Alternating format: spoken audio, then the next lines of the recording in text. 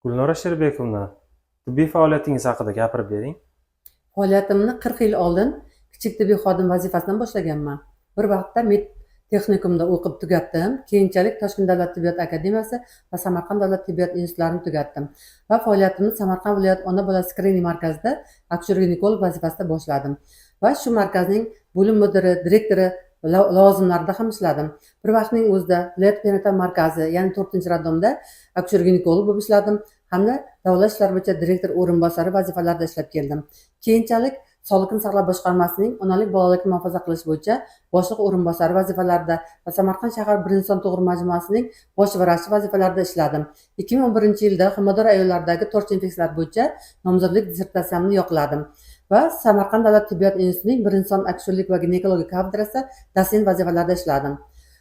O'z malakamni xorijiy mamlakatlarda oshirib keldim, ya'ni Rossiya tibbiyot akademiyasida tibbiy genetika yo'nalishida va Yekaterinburg shahrida onalik bolalikni muhofaza qilish ilmiy tekshirish institutida o'z malakalarimni oshirib qaytib keldim va hozirgi paytda homilador ayollardagi tortiq infeksiyalar, homilaning ona qonidan nobud bo'lishi, homilaning rivojlanmay qolishi, homilaning o'z-o'zidan tushib qolishi, nogiron tug'ilishi, bepushtlik va boshqa ginekologik kasalliklar bilan o'z faoliyatimni davom ettirib kelyapman va mana shu hayot tajribamizdagi 30 yil 40 yillik faoliyatlarimiz bo'yicha davlatimiz rahbarlari tomonidan taqdirlanganman.